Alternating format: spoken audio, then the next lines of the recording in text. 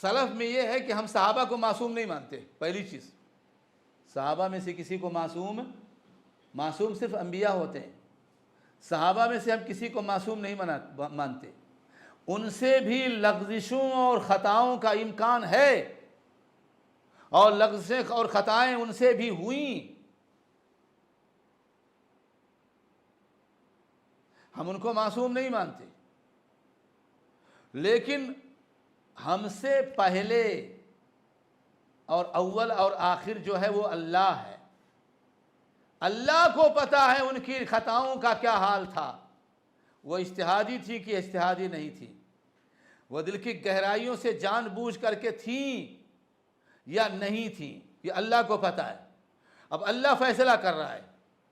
اب اللہ تعالیٰ کے فیصلے کے سامنے تم کون ہو، تمہاری کیا بساط ہے؟ کھڑے ہو جاؤ اور ان کی توہین کرنا شروع کر دو.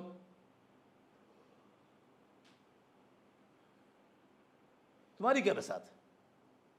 یہ اللہ کو فیصلہ کرنا. جنت اور جہنم کس کے ہاتھ میں؟ اللہ کے ہاتھ میں. ہدایت اور گمراہی کس کے ہاتھ میں؟ اللہ کے ہاتھ میں. توبہ قبول کرنا اور نہ کرنا کس کے ہاتھ میں؟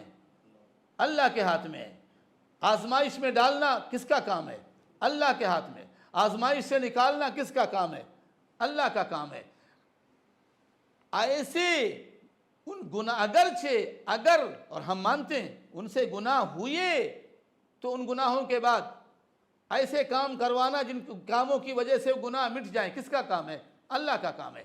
یہ سارے موانع ہیں. ان موانع کی موجودگی میں آپ آ کر کے فیصلہ کرنا شروع کر دو. کون ہوتے ہو آپ؟ ٹھیک ہے تمہارے پاس کچھ آثار آ گئے ہیں ادھر ادھر سے، تم نے ڈھونڈا ہے. یہ آثار صحابہ کے پاس نہیں تھے، تابعین کے پاس نہیں تھے، ائمہ کے پاس نہیں تھے، بڑے بڑے یہ ائمہ اربعہ کے پاس نہیں تھے. کسی نے بھی وہ زبان استعمال نہیں کی صحابہ کے تعلق سے جو آج تو کچرے کا ڈھیر استعمال کر رہا ہے، جس کے کسی عمل کے بارے میں کوئی اعتبار نہیں وہ صحیح بھی ہے یا نہیں ہے، مقبول بھی ہے کہ نہیں ہے. ظاہر اور ہے، حقیقت اور ہے. قبول کرنے والا اللہ ہے. تجھے کیا پتا کہ تیرا ایمان بھی اللہ کے یہاں مقبول ہے کہ نہیں، تیرا کوئی عمل بھی مقبول ہے کہ نہیں ہے؟ نہیں معلوم نا. تو پھر اسی لیے سلف کہتے ہیں اللہ نے ہماری تلواروں کو ان سے محفوظ رکھا. اللہ کی بڑی مہربانی ہے، لہذا ہمیں اپنی زبانوں کو ان سے محفوظ رکھنا چاہیے تاکہ ایمان محفوظ رہ جائے.